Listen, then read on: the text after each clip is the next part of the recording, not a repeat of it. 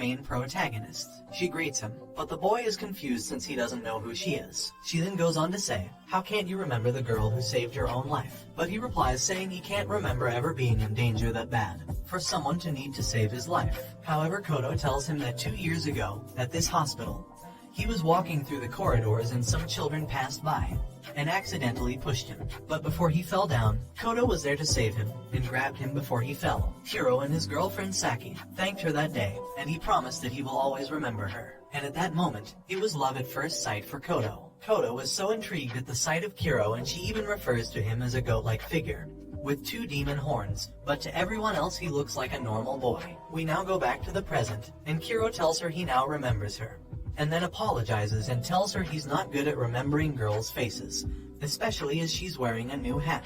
She then sits down beside him and reintroduces herself to make sure he will never forget her ever again.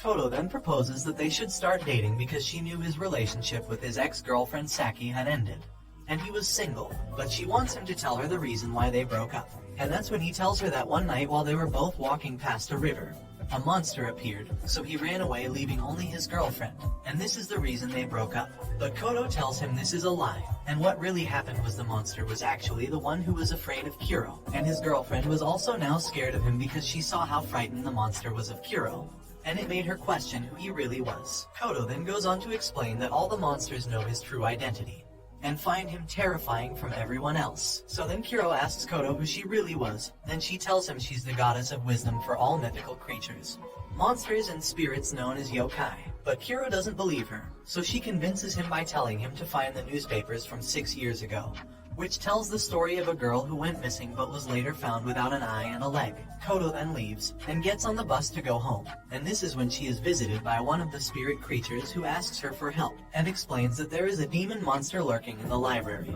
But she tells him that she will take care of it tomorrow because she's following Kuro. The next day we see that Kuro found the newspaper about Koto and learns about what happened. Koto asks him if his investigation is enough proof for him to believe her, but he says that this still doesn't prove she's a goddess of wisdom. And just at that moment, a human transforms into a fox right in front of him, and tells Koto that the library has been broken into by the monster, and asks her for help.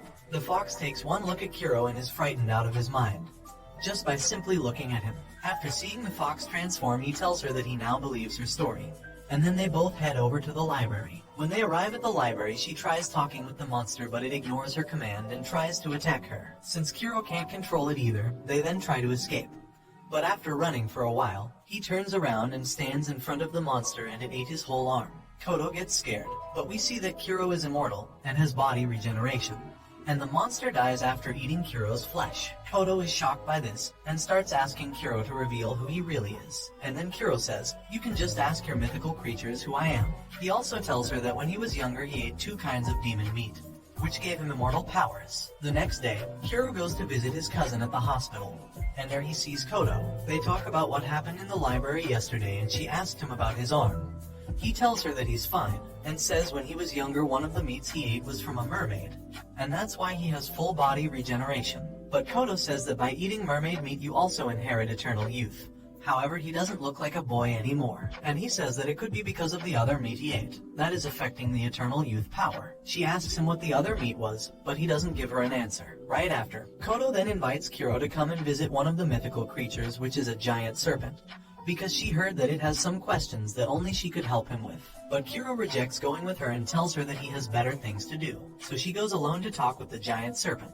The snake tells her that all the humans are forgetting about him as he hasn't received any prayers from humans in many years, and that humans no longer look up to him as a god of water. After that, he notices that Koto is upset, so the snake asks her what's wrong, and Koto replies that she was upset because her boyfriend Kuro didn't accompany her. She apologizes, and asks the snake why he wanted her help. And this is when it tells her that a few days ago a woman threw a corpse into the lake. The woman in question is called Tanio, and the corpse was identified as a man called Yoshihara Hiru, who was Tanio's ex-boyfriend's boss. Tanio was later arrested and testified to the police that she threw the corpse into the lake because she heard about the snake that likes to eat humans and she gave it as an offering. But that was actually a lie, because the snake watched her throw it into the lake, and when she threw it in, she whispered saying, "I really hope someone finds you." He also noticed that she never attached anything heavy to the body to weigh it down, so she definitely wanted it to be found.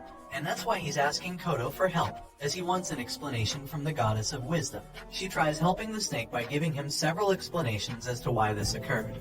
But each reason she gives the snake leads to an empty plot, so she gives him one more reason as to why she did this.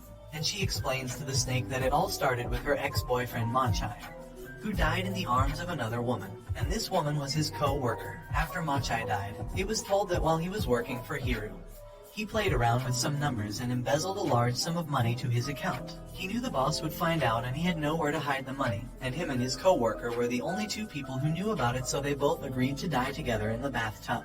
At the time this happened, Tanyo was carrying his baby, and she thought she was carrying the baby of the man who just betrayed her. Later on she ended up having a miscarriage, so she dumped the unborn baby in the river out of spite. Tanyo moved on with her life, and got out of the city, and now lives alone in the suburbs. Years go by, and Hiru visits her house and confesses to her that he was actually the one who embezzled the money, and that Machai and his co-worker were the only two people who knew about it and threatened to make it public, so he killed them both. After hearing his confession, she got her revenge on the boss, and then dumped his body in the river, hoping that the police would search the entire river, in the hopes that they would find her unborn baby she had with Machai. That's why she whispered, saying she really hopes someone finds it.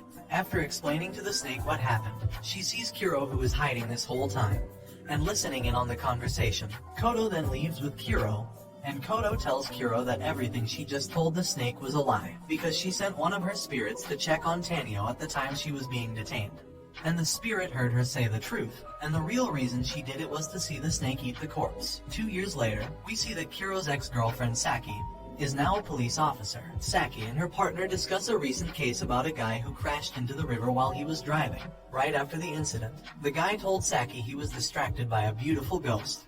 He describes her as a faceless lady, with 2 big eyes, but in the police report, she wrote down that it was a puppy in the road which caused him to crash into the river. Her partner argues with her, and says it's best to use the right description.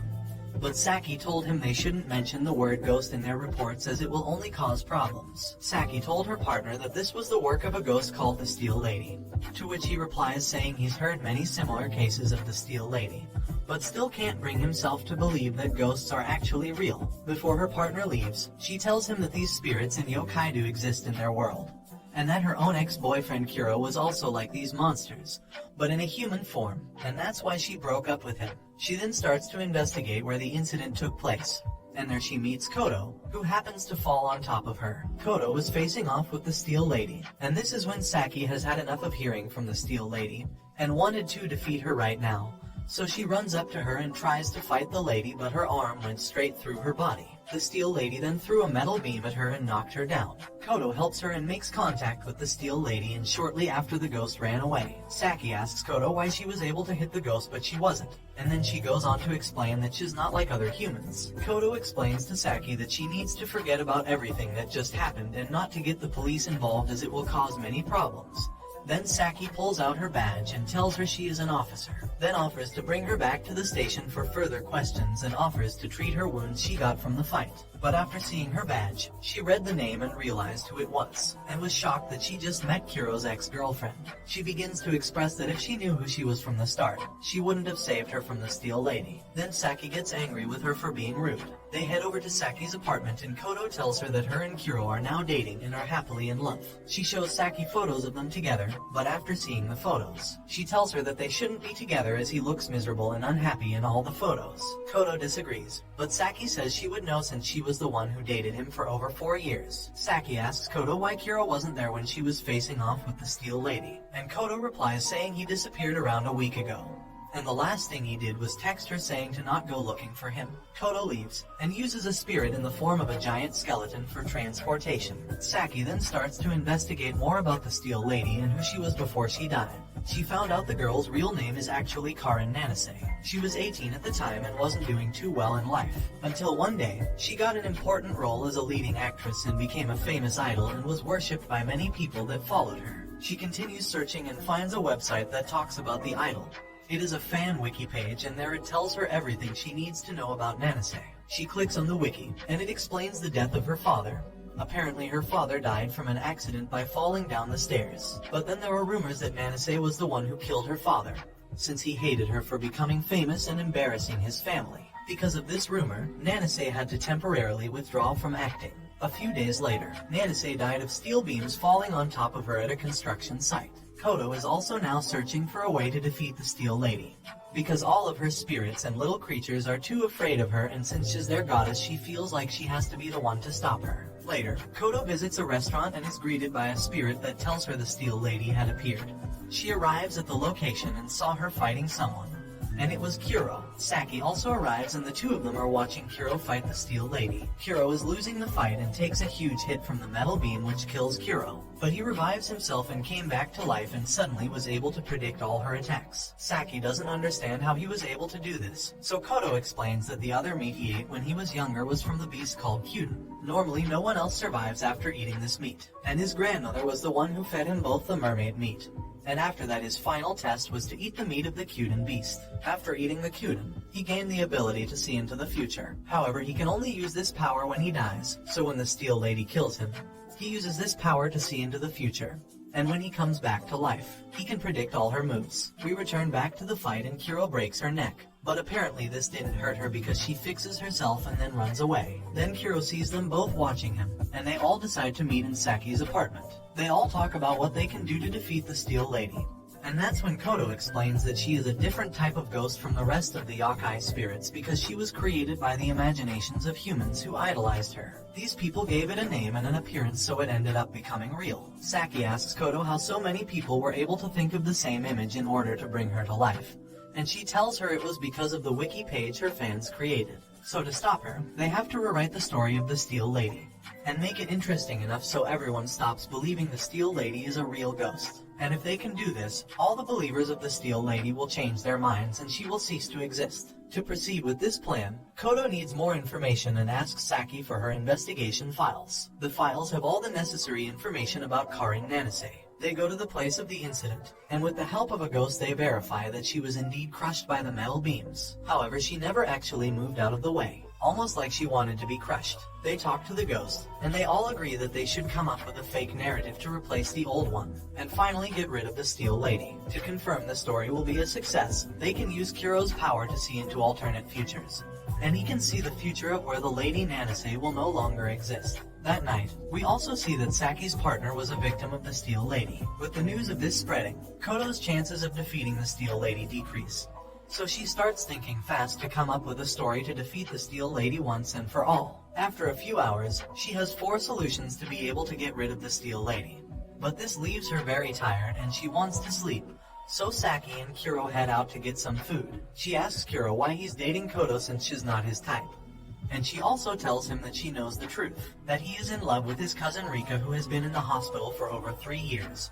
And this is who Kuro regularly visits. They go to meet his cousin, but when they meet her, Saki was frightened just like the time she broke up with Kuro. Kuro explains to Saki that even though she's sick, she won't die because she has the same powers as him. And she also ate both of the demon meats. After Koto wakes up, she talks with Saki who asks her if she knew about Rika having the same power as Kuro. She tells Saki that she knew about this and they start piecing together who she really is. Koto explains that after they discharged her from the hospital, she stayed with them for a few weeks. At first they didn't get along, but over time they became friends. While she was staying there, she noticed that Rika was always on the computer and also liked to create art. But one day, she suddenly left. She never realized up until now that she was the one who created the page of the Steel Lady, as she has the same painting style as the image shown on the wiki. But Koto could never imagine that she was the one behind this. She then realized that Kuro already knew about Rika being the creator of the Steel Lady. And that's why he was gone for over a week. Because he went out to go find her. And that's why he told Koto not to go looking for him. This is why it's been so hard to defeat the Steel Lady. Because Rika has been using her power to see the future, and she always finds the one where people believe in the Steel Lady the most. But each time she uses the power, she dies and comes back to life, making her body frail as she's done this hundreds of times to keep the ghost alive. A yōkai spirit visits Koto and told her she found the Steel Lady. And Koto says this will be the final night to defeat her. They will need Kuro to fight the Steel Lady while Saki and Koto write fake stories on the wiki page to try and convince the masses to stop believing in her. So she gets weaker and finally disappears. Rika is seen using her power, where she chooses a future where the Steel Lady will still exist. And Kuro is trying to do the opposite. Koto tries to convince people on the site that the ghost isn't real, and that it's an actual person dressing up as the Steel Lady in order to get away with committing crime, because they know the police investigations will never lead toward the real culprit.